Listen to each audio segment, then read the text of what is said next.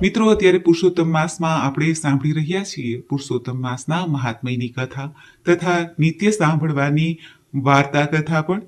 આજે આપણે આ વિડીયોમાં સાંભળીશું પુરુષોત્તમ માસ મહાત્મ્ય અધ્યાય 3 અને તેની કથા. જો આપને આ વિડીયો પસંદ આવે તો લાઈક કરજો, શેર કરજો. આપ આ ચેનલ પહેલી વખત જોઈ રહ્યા છો તો સબસ્ક્રાઇબ કરી લેજો, જેથી આવનાર નવા વિડીયોની માહિતી આપ સુધી તુરંત પહોંચી શકે. ધન્યવાદ. ઓમ શ્રી કૃષ્ણાય વાસુદેવાય હરયે પરમાત્મને પ્રણત ક્લેશ નાશાય ગોવિંદાય નમો નમઃ. બોલો જગતગુરુ ભગવાન શ્રી કૃષ્ણની છે. પુરુષોત્તમ માસ કથા અધ્યાય 3. મલ માસ કથાનો આરંભ. સોનકાદી ઋષિઓના પૂછવાથી સુત પુરાણી કહે છે, હે મુનિશ્રેષ્ઠ, નારદજી સમક્ષ શ્રી નારાયણે જે કહ્યું તે હું તમને કહું છું, તે તમે સાંભળો. ભગવાન નારાયણે નારદજીને ઉદ્દેશીને કહ્યું હતું, હે બ્રહ્માજીના પુત્ર નારદ, આ કથા શ્રી કૃષ્ણ ભગવાને યુધિષ્ઠિરને કહી હતી. આ કથા શ્રવણના ફળ સ્વરૂપ તેઓ કૌરવોના ત્રાસથી મુક્ત થઈને સુખ શાંતિ પામ્યા હતા. દુષ્ટ દુર્યોધન આદિ કૌરવોએ પાંડવોને કષ્ટ આપવામાં કઈ કચાશ રાખી ન હતી. તેઓને લાક્ષાગૃહમાં બાળી નાખવાનો પ્રપંચ કર્યો. પાંડવો સાથે જુગટું રમીને કપટથી તેમને હરાવ્યા. દુશાસન દ્રૌપદીને ભર સભામાં તેનો ચોટલો ખેંચીને વાળ ખેંચીને લાવ્યા અને તેને નગ્ન કરવાની પેરવી પણ કરી. દ્રૌપદીની પ્રાર્થના સાંભળીને ભગવાન શ્રી કૃષ્ણએ 999 વસ્ત્ર પૂરીને દ્રૌપદીની લાજ રાખી હતી. શરત પ્રમાણે પાંડવો 13 વર્ષ સુધી વનમાં રહ્યા. પાંડવો કામ્યક વનમાં રહેતા હતા ત્યાં શ્રી કૃષ્ણ તેમને મળવા આવ્યા. કોપાયમાન અને નારાજ થયેલા શ્રી કૃષ્ણને અર્જુન હાથ જોડીને કહેવા લાગ્યા, હે પ્રભુ, આપ કોપાયમાન ન થાઓ. આપ જગતના પાલન કરતા કહેવાઓ છો, આથી આપ શાંતિ ધારણ કરો, અમે આપને શરણે છીએ. અર્જુનની નમ્ર વાણી સાંભળીને શ્રી કૃષ્ણનો ક્રોધ શમી ગયો. હવે તેમણે હાસ્યસહ અર્જુનને કહ્યું, હે અર્જુન, હું 1 માસ કષ્ટ સહન કરું છું, પરંતુ મારા ભક્તોના એક રાઈના દાણા જેટલા દુઃખને પણ હું મેરુ સમાન સમજું છું. મારા ભક્તોનો દુઃખ દૂર કરવા માટે અજન્મા હોવા છતાં જન્મ લઉં છું. હવે તમારા દુઃખો થોડા સમયમાં દૂર થશે. માનવીને સુખ દુઃખ હાનિ લાભ કર્મના ફળ રૂપે મળે છે. આ કર્મના બંધનો દૂર કરવા માટે માનવીએ ધર્મ, વ્રત, તપ દ્વારા શરીર અને આત્માને પવિત્ર બનાવવા જોઈએ. હવે પછી જે મહિનો આવે છે તેને અધિક માસ કહેવાય છે. આ માસમાં વ્રત, નિયમ, ધ્યાન આદિ કરવાથી તેના પ્રભાવે ફરી તમારું રાજ્ય, સુખ, વૈભવ આદિ તમને પાછા મળશે. શ્રી કૃષ્ણના આ વચનો સાંભળીને અર્જુન કહે છે, હે પ્રભુ, આ અધિક માસ શું છે? તેનું શા માટે વ્રત કરવું? તેનાથી ફળની સી રીતે પ્રાપ્તિ થાય તે બધું અમને વિગતે સમજાવો. ત્યારે ભગવાન શ્રી કૃષ્ણ અર્જુનને કહે છે, હે પાર્થ, વર્ષ, માસ, દિવસ, પ્રહર, ઘડી, પળ અને વિપળ બધા કાળના વિભાગો છે. સમુદ્ર, નદી, તળાવ, કૂવા, ઝરણા વગેરે જળમાં વિભાગો પણ છે. આ બધા વિભાગોનો તેમના દેવોની કૃપાથી સુખ મળતું હોય છે. એવામાં સંજોગો વસાત એક વધારાનો માસ ઉત્પન્ન થાય છે, પરંતુ આ માસનો અધિષ્ઠાતા દેવ ન હતો. આથી લોકો આ માસને મલ માસના નામે ઓળખતા હતા. વળી આ માસને મલિન માનીને ભાવિકો તે માસમાં સત્કાર્ય કરતા નહીં, કારણ કે આ માસમાં સૂર્ય એક જ રાશિમાં રહેતા હોય છે. લોકો તેને નિંદાપાત્ર ગણે છે. આ રીતે અડધૂત થયેલ આ મલમાસ બહુ નિરાશ થયો. કેટલીક વાર તેને આપઘાત કરવાનું મન પણ થયું. એકવાર વૈકુંઠ લોકમાં મારી પાસે તે આવ્યો અને આંસુ ભીની આંખે નમ્રતાથી તેને પોતાનું દુઃખ કહેવાનું મને શરૂ કર્યું. શ્રી પુરુષોત્તમ માસ મહાત્મય કથા મલ માસ કથાનો આરંભ નામનો 3 અધ્યાય સંપૂર્ણ. બોલો પુરુષોત્તમ ભગવાનની જય. તો મિત્રો, આપણે સાંભળ્યું પુરુષોત્તમ માસના 3 દિવસના અધ્યાય મહાત્મ્યની કથા. હવે આ દિવસની કથા વાર્તા પણ સાંભળીએ, જે કથાનું નામ છે શ્રદ્ધાનું ફળ. બોલો પૂર્ણ પુરુષોત્તમ ભગવાન શ્રી કૃષ્ણની જય. અનંતપુરમાં એક સુથાર રહેતા હતા. તેના કુટુંબમાં તે અને તેની પત્ની 7 દીકરીઓ અને 2 દીકરા મળીને કુલ 11 જણા હતા. દીકરીઓ મોટી હતી જ્યારે 2 દીકરા નાના હતા. આખા કુટુંબના ગુજરાનનો ભાર તેના એકલા ઉપર જ હતો. તેઓ લાકડા ઉપર કલા કારીગીરીમાં હોશિયાર હતા, તેથી ગામમાંથી તેને સુથારી કામ મળ્યા કરતું હતું. તે ખાસ કરીને દેવ દેવીના નાના નાના મંદિરો બનાવતા. તેમાં એવી ઝીણી ઝીણી કોતરણી કરતા કે જોનારને 2 ઘડી જોઈ રહેવાનું મન થાય. સુથાર દિવસ ઉગે ત્યારથી મોડી રાત સુધી મહેનત કરતા, ત્યારે માંડ માંડ તેના ઘરનું ગુજરાન ચાલતું. વસ્તારી કુટુંબમાં એક જ જણ રડનાર હોય ત્યારે જીવન નિર્વાહ ચાલવો થોડો ભારે પડે. દીકરીઓ મોટી હોવાથી સુથારે સારા મૂર્તિયા શોધીને પરણાવવા માંડી અને સાસરે વળાવવા માંડી. લગ્નના ખર્ચામાંથી સુથાર ઊંચા જ ન આવતા.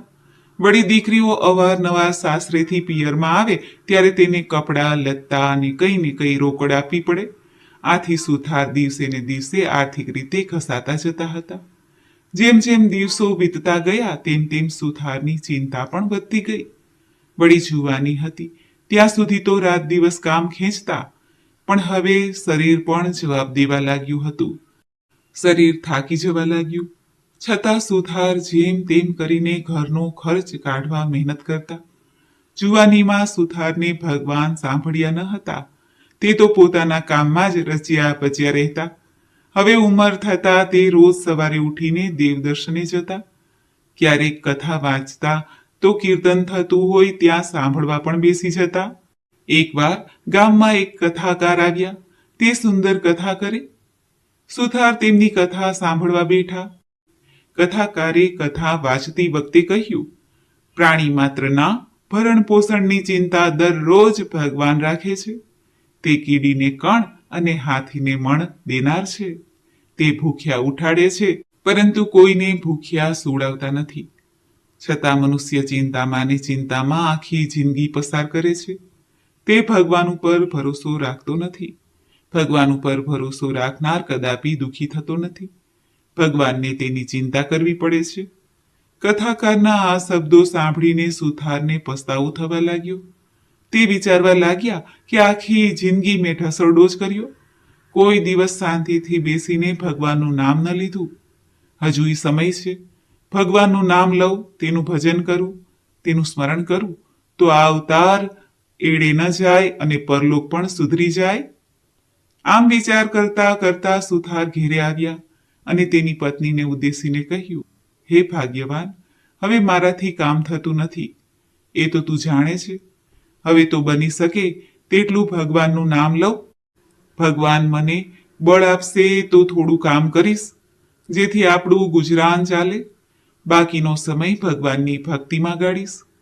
1000 હાથવાળો મારો નાથ આપણને મદદ જરૂર કરશે. ત્યારે આ સાંભળીને પત્ની બોલી, તમારું કહેવું ખરું છે. તમે ઘણું વેતરું કર્યું. હવે ભગવાન ઉપર શ્રદ્ધા રાખીને તેની ભક્તિ કરતા રહો. ભગવાન જાણે સુથારની કસોટી કરી રહ્યા હોય તેમ તેની સ્થિતિ દિવસે ને દિવસે બગડવા લાગી. તે રોજ ભગવાનની ભક્તિ કરતા, પણ સુથારી કામ મળતું નહીં. આથી ક્યારેક ઘરમાં ચૂલો ન સળગે એવી હાલત થઈ જતી. આમ થતાં પત્ની મૂંઝાઈ જતી અને પતિને 2 શબ્દો કહેવા ઈચ્છા થતી, પણ તે મૌન રહેતી. સુથારને તો ભગવાનમાં અટૂટ શ્રદ્ધા બેસી ગઈ કે મારો વહાલો મોડે વહેલે પણ અમને સહાય અવશ્ય કરશે. તે દરરોજ કથા વાર્તામાં જતા હતા. એવામાં પુરુષોત્તમ માસ આવ્યો. કથાકારે પુરુષોત્તમ ભગવાનના મહિમાની વાત કરતા કહ્યું કે પુરુષોત્તમ માસ આવી રહ્યો છે. આ પવિત્ર માસમાં જે કોઈ વ્રત કરે, આખો મહિનો નહાય, દેવ દર્શન કરે, કાઠા ગોરમાની વાર્તા સાંભળે, ઉપવાસ એકટાણું કરે, યથાશક્તિ દાન પુણ્ય કરે, તો પુરુષોત્તમ ભગવાનની કૃપાથી તેનું દારિદ્ર્ય દૂર થઈ જાય છે. સુથારે ઘેરે જઈને આ વાત પત્નીને કરી અને બંનેએ પુરુષોત્તમ માસનું વ્રત લેવાનો સંકલ્પ કર્યો. પુરુષોત્તમ માસ બેઠો. સુથાર તથા તેની પત્ની રોજ પ્રાતઃકાળે નદીએ જઈને નાહી આવે. દેવ દર્શન કરીને યથાશક્તિ બ્રાહ્મણને દાન સીધું આપીને ભગવાનનું રટણ કરે. પતિ પત્ની શ્રદ્ધાથી વ્રત કરી રહ્યા હતા. અધિક માસ પૂરો થવામાં થોડા દિવસો બાકી હતા. ઘરમાં અન્નનો દાણો ન હતો. દરરોજ બ્રાહ્મણને સીધું કેવી રીતે આપવું તેની ચિંતા તેમને સતાવતી હતી. એક દિવસ સુથાર વહેલા ઉઠીને દિશાએ જવા જંગલમાં ગયા. તે ઢાળ પડતી જગ્યાએ હાજત કરવા બેઠા હતા. બે દિવસના ઉપવાસ હતા. વળી ઢાળ હતો, તેથી સુથારે પડી ન જવાય એટલા માટે એક ઝાખરાનું મૂળિયું પકડી રાખ્યું. મૂળિયાને આમ તેમ હલાવવા જતા તે ઉખડી ગયું અને ત્યાં ખાડો પડ્યો. તેમાં કંઈ ચળકતું લાગ્યું. સુથારે ચળકાટ જોયો, પણ હજુ અંધારું હતું, તેથી તેને સમજ ન પડી કે અંદર છે શું. તે તો ત્યાં બેસી રહ્યા. થોડું અજવાળું થતાં તેણે જોયું કે ખાડામાં હીરા પડ્યા હતા. તે ચમકી રહ્યા હતા. તેનો સુથારને ખ્યાલ આવ્યો. સુથારે આનંદ અને હરખ સાથે હીરા ઉઠાવ્યા. તેણે જોયું તો તેની નીચે સોના મહોરો પણ પડી હતી. માટી કાઢીને ખાડો જરા ઊંડો કર્યો તો તાંબાનો ચરુ દેખાયો. આખો ચરુ સોના મહોરથી ભરેલો હતો. આ બધું જોઈને સુથારને તો આનંદનો પાર ન રહ્યો. પછી વિચાર આવ્યો કે આ તો દાટેલું ધન, આ મારાથી ના લેવાય. મારા ઘરમાંથી ચરુ નીકળ્યો હોય તો મારો હક ગણાય, પણ આ તો પાદરે પડેલું ધન છે, મારાથી ન લેવાય. હાલમાં પુરુષોત્તમ ભગવાનનું વ્રત કરું છું, તેથી પરધન લઉં તો પાપી કહેવાવ. આમ વિચારીને સુથાર ચરુ લીધા વગર જ ઘેરે પાછા ફર્યા. સુથાર રોજ દિશાએ જતા, પણ બહુ વાર લાગતી નહીં. પણ આજે ઘણો સમય થવાથી સુથારની પત્ની ચિંતા કરવા લાગી અને બારણે ઊભી સુથારની પ્રતીક્ષા કરી રહી હતી. સુથારે ઘેર આવીને પોતાની પત્નીને સોનાના ચરુની વાત કરી. પત્ની તો આ વાત સાંભળીને રાજી થઈ ગઈ. દાટેલું ધન હાથમાં આવવા છતાં પતિને ખાલી હાથે પાછા ફરતા જોઈને તેને ગુસ્સો આવ્યો અને તે બોલી, તમે તો સાવ ભગત જ થઈ ગયા છો. તમારે ક્યાં ચોરી કરવાની હતી? અરે રે, ઘર બેઠા ગંગા આવી અને તમે કોરા જ રહ્યા. અકર્મીનો પડ્યો કાણો જ હોય. ચાલો મને દેખાડો એ જગ્યા, હું એ ચરુ લઈ લો. ત્યારે સુથાર કહેવા લાગ્યા, એ તો અણહકનું ધન કહેવાય, એ લઉં તો મારી ભક્તિ એળે જાય. હવે તેલ તાવડો છોડો અને ચાલો મારી સાથે, લક્ષ્મી ચાંદલો કરવા આવી છે એને વધાવી લો. આમ કહીને પત્ની તો સુથારને લઈને ચાલવા લાગી. ત્યારે સુથાર કહે છે કે ભગવાન ઉપર મને શ્રદ્ધા છે, પારકા ધનને હું હાથ નહીં અડકું. તારે જોઈતું હોય તો જઈને લઈ આવ. જો મારા ભગવાનને મને ન્યાલ કરવો હશે તો ઘરમાં બેઠા જ ધનનો વરસાદ વરસાવશે. આ સાંભળીને પત્ની તો કપાળ કૂટવા લાગી. પણ સુથાર એકના બે ન થયા. પત્નીએ બહુ ધમ પછાડા કર્યા. ત્યારે એણે એ સ્થળની નિશાની આપીને કહ્યું, તારે ચરુ જોઈતો હોય તો લઈ આવ, હું તો નહીં જાઉં. સુથારણે જવાની તૈયારી કરી. એટલે સુથારે કહ્યું, સૂર્યોદય થતાં જ નદીએ નાહવા જવાનો આપણો નિયમ છે. જો એ નિયમ તૂટશે તો ભગવાન નારાજ થશે. છેવટે સુથારણે જીદ છોડી અને બંને નદીએ નાહવા ગયા. જ્યારે સુથાર અને તેની પત્ની ઊંચા અવાજે સોના મહોરો ભરેલા ચરુની વાત કરી રહ્યા હતા, ત્યારે તેમની બંનેની વાત પડોશમાં રહેતો સાંભળતો હતો. જેવા સુથારણ નદીએ નાહવા ગયા કે તરત તેની પત્નીને ઉઠાડીને બધી વાત કરી. બંને તૈયાર થઈને ચરુ લેવા ઉપડ્યા. સુથારે વાતમાં જગ્યાની એંધાણી બતાવી હતી, તે આશરે તેઓ ત્યાં પહોંચ્યા. ચરુવાળી જગ્યાની ઉપર તાજી માટી વાળેલી હતી, એટલે તેમણે તરત તેની ખબર પણ પડી ગઈ કે અહીં ચરુ છે. ત્યારે પાડોશના બંને પતિ પત્નીએ હાથોહાથ માટી ખોદી નાખી. તેમણે જોયું કે ખાડામાં તો મોટા વીછીઓ ખદબદતા હતા. આ દ્રશ્ય જોઈને બંને હેબતાઈ ગયા. તેમના આશ્ચર્યનો અને ગુસ્સાનો પાર ન રહ્યો. તેમણે મનમાં નક્કી કર્યું કે આ સુથારણે અમારું જૂનું વેર વાળવા માટે વીછીઓ કરડાવવાનું આ કાવતરું રચ્યું લાગે છે. બસ હવે અમે તેને ખબર પાડી દઈએ ત્યારે જ ખરા.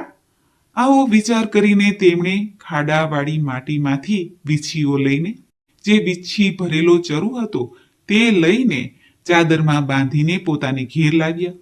એ ચરુ લઈને છાપરે ચડી ગયા અને સુથારના નળિયા ખસેડીને ત્યાં બેઠા. સુથાર અને તેની પત્ની સ્નાન કરીને પાછા આવ્યા.